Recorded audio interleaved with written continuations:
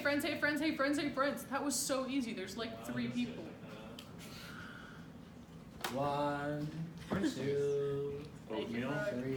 1, 2, Herbie is a pink. Hell yeah. Hey friends, hey friends. Hey friends. Welcome to Spartasoft. It's another beautiful week. We're all breathing right now. That's great. God. Here's Justin. He wants to tell us about orange juice. So hi, I'm not going to stand up because standing up is for lamers, and Ellie is standing up, so... Oh, Wow. damn. That was Welcome to downright never being invited back here again. You forfeited your right. tragic. I get to do the rest of this presentation, though. So, I bet you're wondering what orange juice is. No. So I'm here to talk about a concept called juicing. It's a type of diet called the juice diet, where you fast and you don't eat anything except you drink juice and nothing else. In actuality, I'm not going to be talking about that. Don't worry about it. So who am I? It's really his favorite genre. I don't know who I am. Who are you? How did you get in here? If you're here and I'm here, who's flying this plane? Okay, in actuality, I'm Justin. I do VFX and programming. A person once said that I'm good at making juice in video games. They're probably wrong. What was that? They meant like with a blender. Nice. I respect your opinion, but your opinion is also wrong. So what is juice in video games? It's a thing that's also called game feel. There's a lot of cool talks out there. You've probably seen a couple. If you've looked into it all, there's the one about Pong, making the juicy Pong. The problem is none of them really explain what juice is. They just provide a bunch of examples on, here's a thing to make your game juicy. They don't really explain it as an idea. It's just put screen shake and do this and that, nothing else. So they generally consider it a hard to explain abstract concept, which is why it's called a game feel. It's about feeling your game. That's bullshit. So here's what game feel actually is. It's also game feel, better term to describe it than juice, but juice is what all the cool kids call it. Game feel it's good to describe it as game feel, because feeling something, it's like you're specifically moving your hand out and like touching a surface or something. You are specifically touching something and receiving that feedback. So it's this idea of moment-to-moment gameplay interactions and reactions. It's how the game will respond to user input. So going into like what actually is like juice and feel, like it's a thing that will make games fun. This idea of these reactions occurring, it grants a satisfaction to performing actions, and it's just, as an idea, actions, I'm going to be using this word a lot, and what I mean by this is inputs that cause the player to interact with the game, and even interactions with the game that are not directly tied to a specific input. So for example, I would say pressing a button to shoot a bullet, that is part of an action. There is another action in which that bullet then hits something, and it hits something. That's also an action, I'd say. So juice and game feel is not core to your game. It's on the level of polish, so usually you'll be doing this at the end, but it's something that's also somewhat able to be involved into the design and creation of your game at multiple levels. So it's something that can be incorporated like throughout your development. So who is this for? It's got it's a weird skill set, and it's a combination of multiple things, ranging from like VFX, creating particle systems, and like sequenced effects, like animation, and like controlling the motion of certain things. And there's going to be a lot of programming to actually integrate all these effects, and even you'll be able to design game feel into your games. So wait a hot second right here. You might be thinking some questions, and you might be having your noggin jogging for a hot sec. Can you give us some more concrete examples of what this is? Can you explain how I to go about actually implementing juice in my game? Isn't having lots of juice allowing for mechanics that are ultimately shallow, pointless, and repetitive, psychologically manipulative, and morally wrong? I don't know why this slide is here. I don't know why this slide is here either. Okay, examples. The answer to all those questions is yes. If you've seen any talk, the number one thing that they'll always point out is screen shake. And it's a really popular example of juice, like everyone is like talking about it as a thing. I'm going to give a disclaimer that it works really well within reason. You want to put screen shake in your game, but not a lot.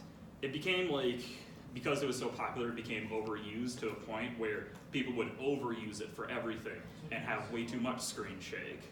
So what you're going to want to do is you're going to have screen shake still implemented, but you're going to want to like limit actually how much it shakes and everything.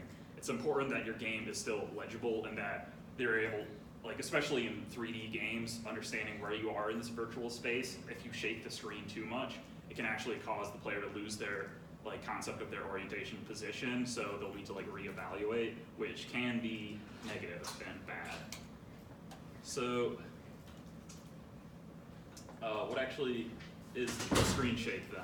So it's exactly what it's called, the screen shaking. So there's a lot of details to the implementation of this. So you can see example Nuclear Throne over here. It's a wonderful example because, so first obvious is screen, it shakes when something happens, when you do an action or something. When you shoot your gun, if your bullets hit something. So what you want though is your camera isn't gonna just shake it's not gonna just move and then return. It's got this sort of diminishing curve to it where it's like a sine wave that goes up and down and it like shakes in that direction and then comes back and just slows and like returns to its normal position naturally. This is the best way to implement it without like causing any sort of like visual issues such as interfering with the legibility of your game. So another important thing that no one really mentions is that you want the screen to shake in the direction of the action. So for example, here a character is shooting a shotgun. You want the screen to shake in the direction of that shot. You can certainly shake in any direction, but if you shake in these directions of like the action, it gives a feeling of this is an action that your character just performed, and also like gives that feeling, or it conveys that feeling directly to the player. So a little bit more on it is, another thing that you can do is landing, like in a platformer, you can have a little bit of screen shake. So you can see that when the cog is moving, when it jumps, the player will actually move slightly upwards and the camera will like move down a bit to indicate that they're like in the air. And then when they actually land, the screen will shake downwards a bit. Again, following through with the action. Same with Breath of the Wild example. When the character is moving at an incredibly high speed, they'll actually move slightly off camera. So you can see that Link here moves to the very top of the screen. He's still on the screen, but it carries this idea of motion and intense speed. So it can be like quick screen shakes or these like sort of more long form motions. So visual effects are another important thing. It can be a combination of particle effects and then more complex like sequenced effects. So particle effects, like you can see on the right with Hat in Time and Game with Little Chipmunk there, it's just a simple particle, appears, disappears. Some people might recognize that game. It's a dumb game, who cares? I don't remember it. I'm talking about the one at the bottom called it's a character from League of Legends. It's a dumb game and it's bad. If you like it, you're bad. Casual call out there. But that's an example of a more sequenced effect where it's got this like start and end to it, and it's got a combination of multiple different effects. So generally, if you're using like particles for like simple things, they're real easy to do, but another thing is that you want them to be visually subtle. You don't like, you can see here when the character is shooting this large projectile in this like sequenced effect, it's this very obvious thing. It's bright, it's flashy, it's got a lot of moving parts. However, for like the dust trails, and if your character ends up jumping, you can poof out some little like clouds or something to indicate that they're jumping. You want those to be a lot more subtle and not like visually distracting. But the visual effects that are like more sequenced and like a direct cause, like these dust particles would appear when your character is running. The primary action that the user is performing is moving. It is not spawning dust particles, it's moving. In the other case of this like magic attack, the primary action is casting a magical little ball thing. You want that then, since it's the primary action, to be a lot more flashy and impactful. You can see that at the end of the animation and at the start of the animation, there's a little bright flash. So when it explodes on the far right, there's a little white like spark flash here, and then at the very beginning, there's another flash here. This is the good way to just indicate that a user is performing this action and conveys a lot of feeling. So more examples of this. You see this, Vlambeer mentioned this in their talk if you've seen it. You want your bullets to be large and visible, and same with like muzzle flashes and other abilities. This is a really useful way to convey a lot of juice and feeling, but it's not always the most important thing, especially if your game is aiming for a lot more realism. Obvious things like your enemies will blink white if they get hit. Some other things that I found was that having extra effects occur when like performing an action. So similar to like the dust trails, like if you have a character and they're shooting, little shells will pop out. Yeah. So you can have like another thing is in combining like animation into your game. So one of the big things here is if you look on the example on the right, there's a very subtle detail whenever your character jumps. There's like a stretch frame to it where your character will get slightly thinner, and then in the air they'll be like their normal size. And then when they land, they will squash again. Their height will decrease a bit.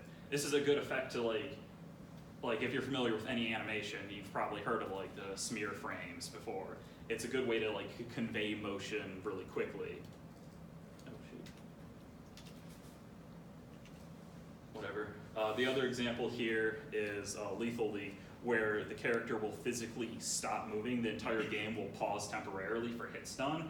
And for Lethal League, because the game is so fast-paced, this temporary pause ends up being really useful to like convey this like sense of motion and intensity occurring on each hit.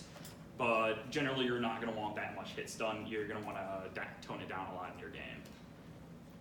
So then going into design and specifically how you can design quote-unquote juicy games.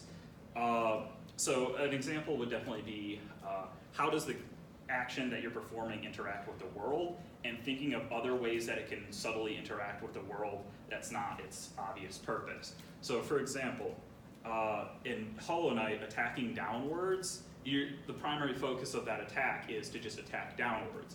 But what Team Cherry did when they designed this was they added a little bounce to your character. So when you hit a character opponent downwards, you'll actually bounce up a bit.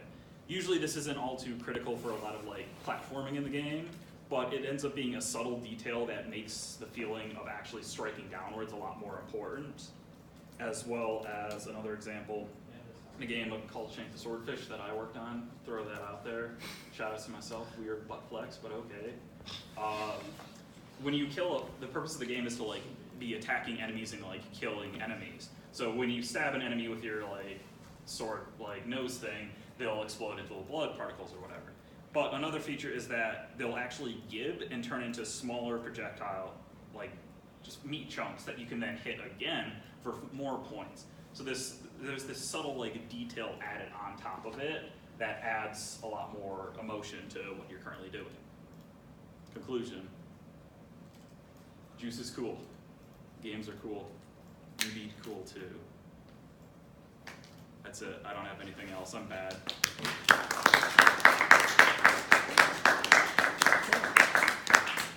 That talk took only Well, friends. 20 minutes, so